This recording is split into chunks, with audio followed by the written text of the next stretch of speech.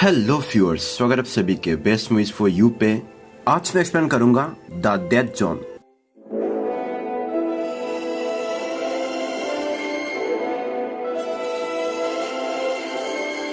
जो कि एक American horror science fiction thriller movie है। ये मूवी बेस्ड है horror legend novel writer Steven king की 1979 में आई नोवेल पे इसी सेम नाम से। ये मूवी रिलीज हुआ था 1983 में। इस मूवी की IMDb रेटिंग है 7.2 आउट ऑफ 10। रॉटन टोमेटोज पे इसे मिले हैं 90% और मेटाक्रिटिक्स पे इसे मिले हैं 69%। तो अब बिना देरी के जल्दी से एक्सप्लेनेशन स्टार्ट करते हैं।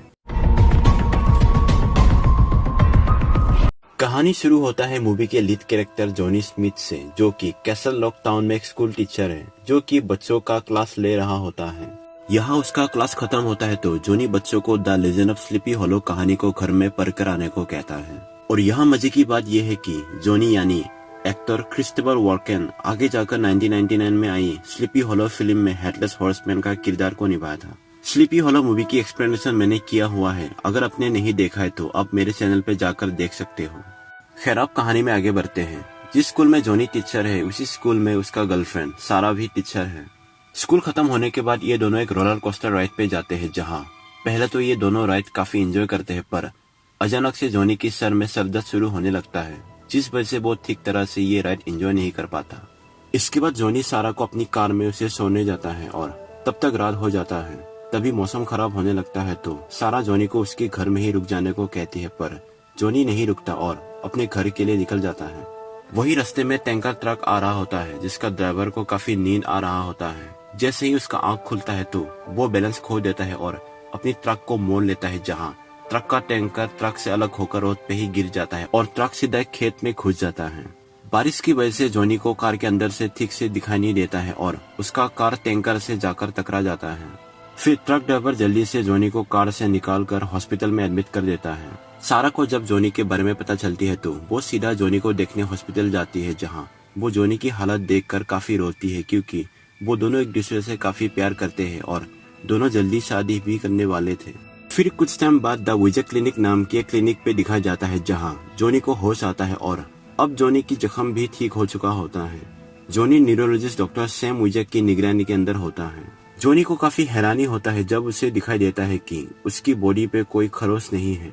डॉक्टर सैम जॉनी को कहता है कि वो बस अभी ठीक से चल नहीं पाएगा, उसके लिए कुछ टाइम और लगेगा। डॉक्टर सैम जॉनी की मॉम और डैड को बुलाता है। जॉनी अपनी माँ को कहता है कि वो लकी था कि उसे कोई खरोच तक नहीं आया। जॉनी को लगता है कि उसका एक्सीडेंट को ज्यादा समय नहीं हुआ है और वो बस बेहोश था। तभी डॉक्टर सैम जॉनी के पेरेंट्स को सच बताने को कहता है और फिर डॉक्टर सैम जॉनी को कहता है कि वो ट्रेंस में नहीं था बल्कि कोमा में था। जॉनी पूछता है कि कितने समय से, तो उसका मॉम उसे कहती है कि 5 साल से। फिर जॉनी सारा के बारे में पूछती है तो उसकी मॉम कहती है कि उसकी शादी हो चुकी है। ये सुनने के बाद जॉनी अंदर से टूट जाता है। एक दिन एक नर्स जॉनी के कमरे में आती है, जो कि जॉनी की देखरेख करती है। जॉनी सो रहा होता है और उसे काफी पसीना आ रहा होता है, तो नर्स एक गीली टॉवल से उसे साफ करती है। तभी अचानक से जॉनी उस नर्स की हाथ को पकड़ लेता है, जहाँ नर्स डर जाती है। तभी जॉनी को कमरे में आग जलता हुआ दिखाई देता है और उससे एक लड़की उस आग में फंसी हुई दिखाई देता है। जॉनी उस लड़की का नाम लेता है एमी कहकर। नर्स घबरा जाती है और वो जॉनी को कहती है कि एमी उसकी बेटी का नाम है। जॉनी नर्स को कहता है कि अभी देर नहीं हुआ है और उसे जल्दी से जाकर अपनी बेटी को बचाने को कहता है। जब वो अपनी घर पहुंचती है तो सच में उसके घर में आग लगा हुआ होता है, पर सही टाइम पे उस नर्स की बेटी को बचा लिया जाता है। इसके बाद डॉक्टर सैम जॉनी को उसकी थेरेपी प्रोसेस समझा रहा होता है। फिर जब जॉनी डॉक्टर सैम को थैंक्स कहने के लिए हाथ मिलाता है तो उसे फिर से एक विजन दिखाई देता है, जहाँ उसे वर्ल्ड वॉर 2 में दूसरे देश के आर्मी दूसरे देश के लोगों को मार रहा होता है, जहाँ एक माँ अपनी छोटी बेटी को कुछ लोगों के साथ भेज देता है बचाने के लिए, पर उस औरत को भी एक आदमी बचा लेता है आर्मी वालों से। ये विजन देखने के बाद जॉनी को काफी झटका लगता है, जिस वजह से वो अपनी व्हील चेयर से खड़ा हो जाता है, पर वो फिर गिर जाता है। फिर डॉक्टर सैम जब उसे पूछता है तो वो कहता है कि डॉक्टर सैम की माँ अभी भी जिंदा है, यानी वो विजन डॉक्टर सैम के पास्ट का इंसिडेंट का था। डॉक्टर सैम कहता है कि उसका मॉम जिंदा नहीं हो सकता है, तो जॉनी कहता है कि वो उसके मॉम का नाम और एड्रेस जानता है। इसके बाद डॉक्टर सैम उसी एड्रेस पे कॉल करता है और जब उसका मॉम कॉल उठाता है तो उसे काफी हैरानी होता है, पर वो कोई आंसर नहीं देता और कॉल कट कर देता है। इसके बाद डॉक्टर सैम जॉनी के पास जाता है और कहता है कि वो सही था, उसका मॉम अभी भी जिंदा है।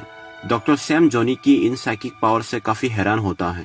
जॉनी जब डॉक्टर सैम को उसकी मॉम के बारे में पूछता है तो वो कहता है कि वो अपनी मॉम से बात नहीं कर सका क्योंकि ये सब बहुत अचानक से हुआ है। एक दिन सारा जॉनी से मिलने क्लिनिक आती है जहाँ अब उसकी दुनिया काफी बदल चुकी है। सारा कहती है कि उसकी अब एक छोटा बेटा भी है 10 महीने की और अब वो जॉब नहीं करती है, बस एक हाउसवाइफ है। और वो ये भी कहती है कि उसकी पति काफी अच्छा इंसान है। सारा काफी अफसोस करती है कि उनके साथ ये सब क्यों हुआ। वो ये भी कहती है कि काश वो उस रात जॉनी को नहीं जाने दिया होता, जिस पे जॉनी कहता है कि वो उसका ही आइडिया था। जॉनी हंस के ऐसा दिखाने की कोशिश करता है जैसे कि अब उससे इन सब बातों की कोई अफसोस नहीं है। फिर सारा जॉनी को कहती है कि पूरे शहर पे उसका ही चर्चा हो रहा है, न्यूज़पेपर पे हो या लोगों की बातों में, जॉनी की शक्तियों के बारे में। इसके बाद सारा क्लिनिक से वापस आती है जहां कार के अंदर वो काफी रोती है क्योंकि वो अब भी जॉनी से प्यार करती है। दूसरे दिन जॉनी डॉक्टर सैम को कहता है कि वो एक प्रेस मीट करना चाहता है क्योंकि मीडिया में जॉनी की ही चर्चा हो रहा होता है और वो ये सब क्लियर करना चाहता है। इसके बाद प्रेस वाले आते हैं और जॉनी से उसके पावर्स के बारे में पूछता है जहाँ उनमें से एक रिपोर्टर जॉनी से कुछ सवाल पूछता है जैसे अगला यूएस प्रेसिडेंशियल इलेक्शन कौन जीतने वाला है, कौन अगला प्रेसिडेंट बनने वाला है। जॉनी कहता है कि वो प्रिडिक्शन नहीं करता है और वो कहता है कि उसने उस नर्स का हाथ पकड़ा था तब उसे विजन दिखाई दिया था। तो वो रिपोर्टर जॉनी के पास जाता है और उसके बारे में बताने को कहता है। जॉनी उसे कहता है कि क्या तुम अपने फ्यूचर के बारे में जानना चाहते हो कि तुम कब मरोगे। जॉनी कहता है कि तुम, मैं, हम सब मरेंगे। फिर जॉनी उसका हाथ पकड़ लेता है तो उसे पता चलता है कि उस रिपोर्टर की बहन ने सुसाइड किया था। तो ये बात वो उसे कहता है कि क्या तुम जानना चाहते हो कि तुम्हारी बहन कैसे मरी। इससे पहले जॉनी उसे बताता वो रिपोर्टर अपना हाथ जॉनी से चुरा कर जाने लगता है जहां वो जॉनी को धक्का दे देता है। ये सब लाइव ब्रॉडकास्ट हो रहा होता है टीवी पर, जो कि जॉनी की मॉम और डैड भी देख रहा होता है। जॉनी को वो रिपोर्टर धक्का देता देख जॉनी की मॉम को सदमा लगती है और उन्हें हार्ट अटैक आ जाती है। इसके बाद जॉनी हॉस्पिटल पहुंचता है जहां उसके मॉम को एडमिट किया हुआ होता है। इन दोनों के बीच एक छोटी सी इमोशनल बातें होता है जिसके बाद जॉनी की मॉम अपनी दम तोड़ देती है। फिर कुछ समय बीत जाता है और एक दिन जॉनी के घर 2 शेरिफ आता है, शेरिफ जॉर्ज और deputy Frank dot. Sheriff George Johnny की साइकिक पावर्स के बारे में सुनकर जॉनी से मदद मांगने के लिए आता है उनके कैसल लॉक टाउन में हो रहे लड़कियों के सीरियल मर्डर्स के मर्डर का पता लगाने के लिए। पर डिप्यूटी डॉट को इन सब बातों पे यकीन नहीं होता है, बल्कि वो शेरिफ को भी जाने से रोकता है। पर शेरिफ तसल्ली के लिए एक बार मिलने जाता है जॉनी से। फिर शेरिफ जॉनी के घर के अंदर आता है जहां जॉनी अपने डैड के साथ रहता है और अब वो काफी हद तक ठीक हो चुका है, बस एक छड़ी लेता है सहारा के लिए। इसके बाद शेरिफ जॉर्ज जॉनी को कहता है कि वो यहाँ क्यों आया है और उसे जॉनी की मदद चाहिए अगर जो उसने जॉनी के बारे में सुना है वो सच है तो। पर जॉनी मदद करने से मना कर देता है। तो शेरिफ जॉनी को कहता है कि गॉड ने उसे ये शक्ति देकर उसे आशीर्वाद दिया है। इस पे जॉनी गुस्सा होकर कहता है कि जानते हो गॉड ने उसके साथ क्या किया है, उसे एक टैंकर ट्रक पे ठोक दिया जिससे वो 5 साल तक कोमा में रहा। उसके बाद उसने अपना जॉब गवा दिया और फिर उसका गर्लफ्रेंड भी उसकी जिंदगी से दूर हो चुका है। इसके बाद शेरिफ वहाँ से चले जाता है ये कहकर कि अगर वो अपना फैसला बदलता है तो उससे आकर मिले। कुछ दिन बाद सारा आती है जॉनी के घर अपने बेटे को लेकर। जॉनी का डैड कहीं बाहर गया हुआ होता है तो वो घर पे अकेला होता है। फिर जॉनी सारा को घर के अंदर बुलाती है। सारा अपने बेटे को सुला देती है। फिर इसके बाद जॉनी और सारा इंटीमेट होते हैं। फिर सारा डिनर बनाती है और थोड़ी देर बाद जॉनी की डैड भी घर आता है जहां ये लोग डिनर करते हैं। कुछ देर के लिए ही सही जॉनी अपना सारा टेंशन भूल जाता है। फिर सारा के घर जाने का टाइम हो जाता है और वो वापस अपने घर चली जाती है और जॉनी फिर से काफी दुखी हो जाता है। इसके बाद जॉनी सोने से पहले थोड़ा टीवी देखता है जहां न्यूज चल रहा होता है उन्हीं सीरियल मर्डर्स के बारे में जहां एक और लड़की का मर्डर हुआ होता है। जॉनी तय करता है कि वो शेरिफ की मदद करेगा उस कातिल को ढूंढने में और ये बात वो अपने डैड को कहता है। उसका डैड इस बात से काफी खुश होता है। इसके बाद जॉनी शेरिफ के पास जाता है और साथ में डॉट भी होता है। ये लोग एक टनल के अंदर जाता है जहां खून हुआ था, जो कि एक शॉर्टकट रास्ता है जहां से स्कूल जाने के लिए लड़कियां गुजरती हैं। जॉनी शेरिफ से पूछता है कि क्या उन्हें कुछ मिला है जिसे खूनी ने छुआ था। तो उन्हें वहाँ एक सिगरेट का पैकेट मिलता है जो कि खूनी का था। जॉनी उस सिगरेट की पैकेट को छूता है मगर उससे उसे कुछ पता नहीं चलता है। तभी शेरिफ को एक और मर्डर होने का कॉल आता है जहाँ ये तीनों उस क्राइम सीन में पहुंचता है। वहाँ एक जवान लड़की का लाश होती है। डॉट उस लड़की के चेहरे को देखकर कहता है कि वो इस लड़की को जानता था। जॉनी उस लड़की की हाथ को पकड़ लेता है तो उसे उस लड़की की मरने से कुछ समय पहले की विजन्स दिखाई देता है। जॉनी देखता है कि जिस स्पॉट में उस लड़की का मर्डर हुआ है वहाँ एक आदमी खड़ा हुआ होता है जो कि इस लड़की को अपने पास बुलाता है ये कहकर कि उसे कुछ दिखाना है। यहाँ जॉनी को पता चलता है कि वो आदमी और ये लड़की एक दूसरे को जानता था। जैसे ही वो लड़की उस आदमी के पास आती है वो आदमी इस लड़की को जोर से पकड़ लेता है और उसे अपने जैकेट में रखा कैंची को दिखाता है जिससे वो सबका खून करता है। फिर वो आदमी उस लड़की को एक मुक्का मारता है जिससे वो लड़की बेहोश हो जाती है। फिर वो आदमी उस लड़की का कपड़ा फाड़ देता है और यहाँ उस आदमी का चेहरा देखने को मिलता है जो कोई और नहीं बल्कि डिप्टी डॉट होता है। डॉट अपना कैंची निकालता है और उसी से उस लड़की को मार देता है। ये सब काफी रियल लगता है जॉनी को, जैसे वो वही था। फिर जॉनी शेरिफ जॉर्ज को कहता है कि ये खून डॉट ने किया है, तो शेरिफ डॉट को आवाज लगाकर बुलाता है पर डॉट वहाँ नहीं था। एक दूसरा शेरिफ आकर शेरिफ जॉर्ज को कहता है कि डॉट शेरिफ का गाड़ी लेकर निकल गया। फिर जॉनी और शेरिफ दोनों डॉट के घर जाता है और शेरिफ जॉनी को बाहर रुकने को कहता है और वो अंदर जाएगा ये कहता है। तभी डॉट ऊपर अपने कमरे की खिड़की से जॉनी को देखता है और जॉनी भी उसे देख लेता है तो वो भी शेरिफ के साथ आता है। डॉट की मॉम दरवाजा खोलती है और डॉट के बारे में पूछने पर वो कहती है कि डॉट अंदर नहीं है, लेकिन जब जॉनी कहता है कि उसने डॉट को ऊपर कमरे में देखा है तो शेरिफ धक्का देकर अंदर घुस जाता है और ऊपर कमरे में चले जाता है। डॉट की मॉम जॉनी को हाथ लगाकर रोकने की कोशिश करता है तो जॉनी उसका हाथ पकड़ लेता है और उसे पता चलता है कि डॉट की मॉम को इन सब के बारे में पहले से ही पता था। ये देखकर डॉट की मॉम हैरान हो जाती है और वो जॉनी को कहती है कि तुम एक शैतान हो जो नरक से आया है। वही ऊपर डॉट बाथरूम में अपना जैकेट पहनता है और वही कैंची लेता है जिससे उसने सारे मर्डर्स किया था और उसी से खुद को मारकर खुदकुशी कर लेता है। शेरिफ जब बाथरूम का दरवाजा खोलता है तो उसे डॉट का लाश मिलता है बाथटब में। फिर जब जॉनी नीचे आता है तो डॉट की मॉम डॉट का सर्विस पिस्तौल लेकर जॉनी के ऊपर गोली चलाता है जो कि जॉनी की टांग के साइड में लग जाता है। उसके बाद वो शेरिफ को भी गोली मारने वाली होती है मगर तभी शेरिफ उन्हें गोली मार देता है जिससे उनकी मौत हो जाती है। फिर कुछ समय बीत जाता है जहाँ एक दिन डॉक्टर सैम जॉनी को मिलने आता है एक नए टाउन में जहाँ अब जॉनी अकेला रहता है। डॉक्टर सैम जॉनी की हालचाल पूछता है जहाँ जॉनी कहता है कि उसे दिन में 3 से 4 बार सर दर्द होता है। तो डॉक्टर सैम उसे कुछ मेडिसिन देने वाला होता है तो जॉनी उसे मना कर देता है ये कहकर कि ये दवाई उसकी हालत ठीक नहीं बल्कि और भी बुरा कर रहा है। तो डॉक्टर सैम उसे दवाई नहीं देता। इसके बाद डॉक्टर सैम जॉनी को कहता है कि उसने काफी रिसर्च किया है साइकिक फिनोमेना के ऊपर और उसमें सारे पैटर्न एक जैसे ही है जॉनी की तरह। जितना ज्यादा स्ट्रांग विजन उतना ही ज्यादा शरीर में कमजोरी। डॉक्टर सैम जॉनी को अपने क्लिनिक में आकर रहने को कहता है ताकि उसे प्रोटेक्ट कर सके और वो ये भी कहता है कि जॉनी को एक कंट्रोल एनवायरनमेंट में रहने की जरूरत है। तो जॉनी डॉक्टर सैम को अपने घर में लोगों की चिट्ठियों का ढेर दिखाता है। किसी का कुत्ता गुम हुआ है, किसी का बच्चा खो गया है जिसके लिए उसकी मदद चाहिए। जॉनी कहता है कि वो पहले से ही एक कंट्रोल्ड एनवायरनमेंट में जी रहा है। फिर डॉक्टर सैम वहाँ से चले जाता है। कुछ दिन बाद दिखाया जाता है जहाँ जॉनी अपने घर में एक लड़की को ट्यूशन पढ़ा रहा होता है।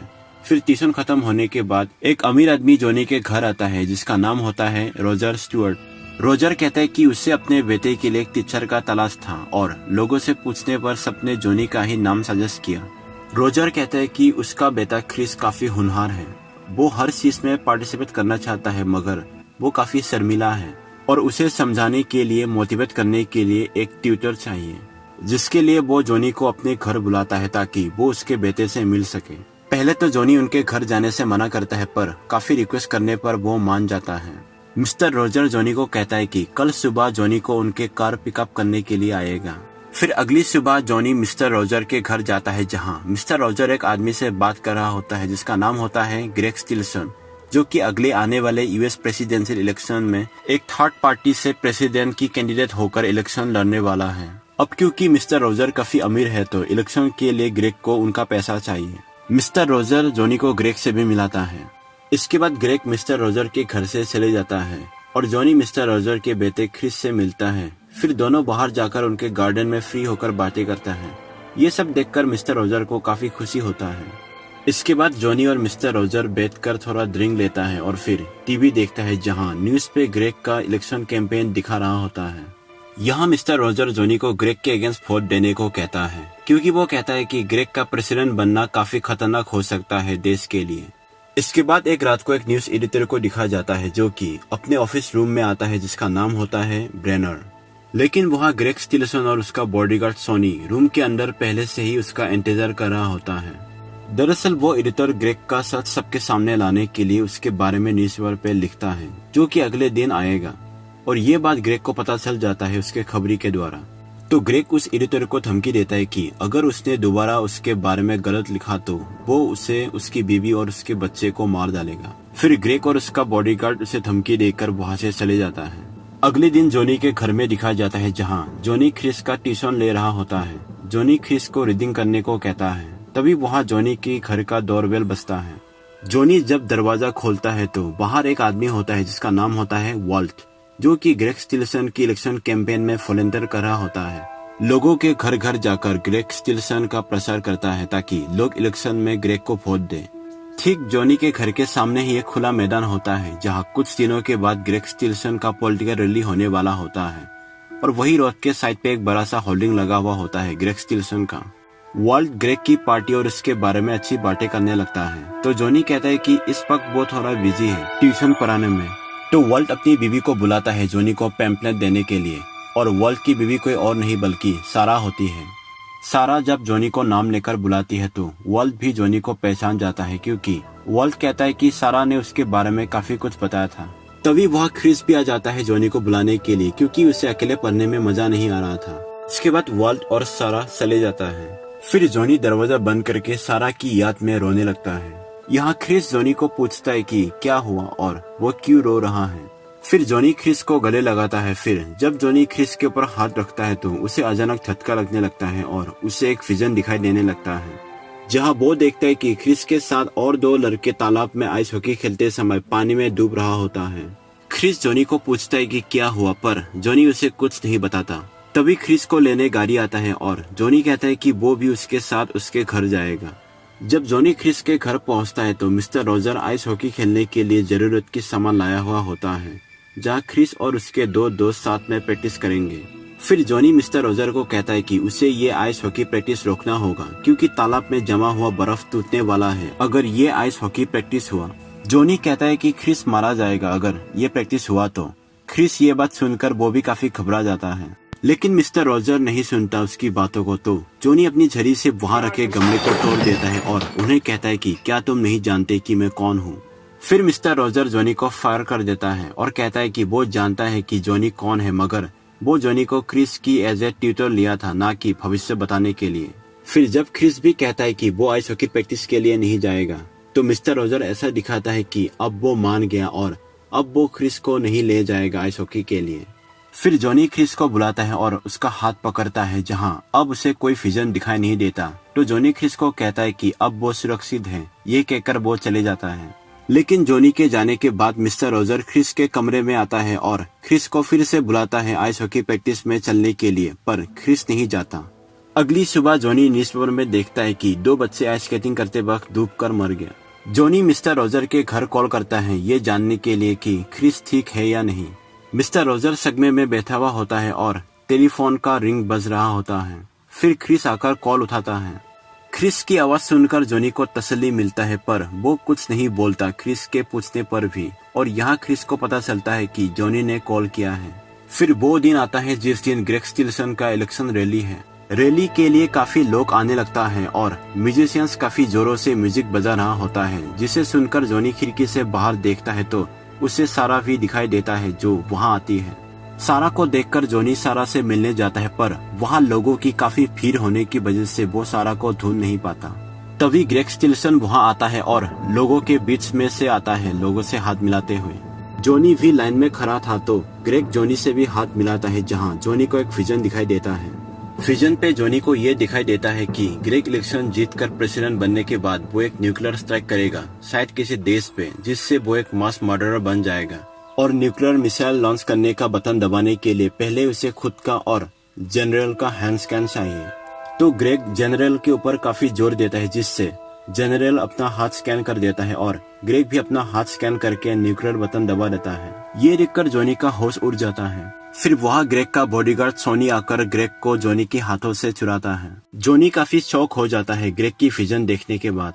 फिर एक दिन जॉनी डॉक्टर सैम को अपने घर बुलाता है मिलने, जहाँ जॉनी डॉक्टर सैम से पूछता है कि अगर वो समय में पीछे जा सकता था जर्मनी में हिटलर के पावर में आने से पहले, और अगर उसे पता होता कि हिटलर क्या करने वाला है तो क्या वो हिटलर को मारता।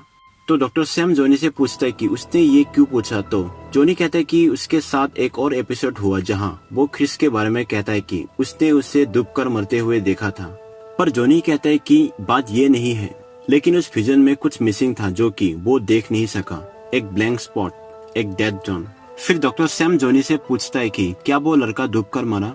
तो जॉनी कहता है कि उसने उस लड़के को इसके बारे में बताया जिससे वो बच गया। यहाँ डॉक्टर सैम कहता है कि यानी तुम सिर्फ फ्यूचर देख ही नहीं सकते बल्कि उसे बदल भी सकते हो, और यही वो डेड जोन है जहाँ जॉनी अपना देखा हुआ फ्यूचर को बदल भी सकता है। यहाँ फिर से जॉनी डॉक्टर सैम को हिटलर के बारे में पूछा गया सवाल को पूछता है। तो डॉक्टर सैम कहता है कि वैसे उसका काम तो लोगों को ठीक करना है, मगर लोगों की भलाई के लिए वो हिटलर को मार देता। यहाँ जॉनी कहता है कि लेकिन उसके बाद तुम जिंदा नहीं बचोगे। तो डॉक्टर सैम कहता है कि कोई फर्क नहीं पड़ता उससे। इसके बाद दूसरे दिन जॉनी एक राइफल लेता है और सारा के लिए एक गुड बाय लेटर छोड़ जाता है। फिर जॉनी राइफल लेकर बस से उस जगह जाता है जहां अगले दिन ग्रेग स्टिल्सन का रैली होने वाला है। रात को वो उस जगह पहुंच जाता है जिस हॉल में रैली होगा। हॉल की एक खिड़की का कांच तोड़कर अंदर घुस जाता है और ऊपर बालकनी में वो सो जाता है। फिर सुबह हो जाता है और लोग आने लगते हैं हॉल में, साथ में सारा, उसका बेटा और उसका पति भी। फिर वहाँ ग्रेग स्टिल्सन आता है। जॉनी भी जाग जाता है और जब ग्रेग भाषण देने लगता है तो जॉनी वहाँ बालकनी में खड़ा होकर ग्रेग पे निशाना तानता है उसे गोली मारने के लिए।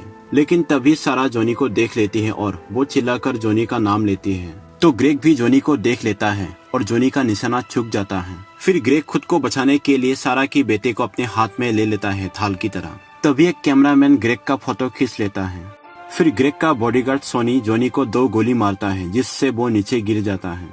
फिर ग्रेग जॉनी के पास जाकर उसे पूछता है कि उसे किसने भेजा है उसे मारने के लिए। तो जॉनी ग्रेग का हाथ पकड़कर उसका फ्यूचर देखता है जहां ग्रेग प्रेसिडेंट नहीं बन पाता उस फोटो की वजह से, और फिर ग्रेग अपने आप को गोली मारकर सुसाइड कर लेता है। और यहाँ जॉनी उसे कहता है कि तुम अब खत्म हो चुके हो। तो ग्रेग अपने बॉडीगार्ड को उस कैमरामैन को ढूंढने को कहता है। इसके बाद सारा जॉनी के पास आती है और दोनों गले मिलते हैं और वो जॉनी से पूछती है कि उसने ऐसा क्यों किया। फिर जॉनी उसे गुड बाय कहता है। सारा भी उसे आखिरी बार के लिए आई लव यू कहती है और फिर जॉनी मर जाता है और मूवी यही एंड हो जाता है। तो ये था द डेड जोन मूवी का एक्सप्लेनेशन। उम्मीद करता हूँ कि आपको पसंद आया होगा। तो मिलते हैं अगली वीडियो में। अगर आपको ये वीडियो पसंद आया है तो इस वीडियो को लाइक, शेयर और चैनल को सब्सक्राइब कीजिए ताकि आपको आगे भी ऐसे ही इंटरेस्टिंग मूवीज की एक्सप्लेनेशन मिलती रहे।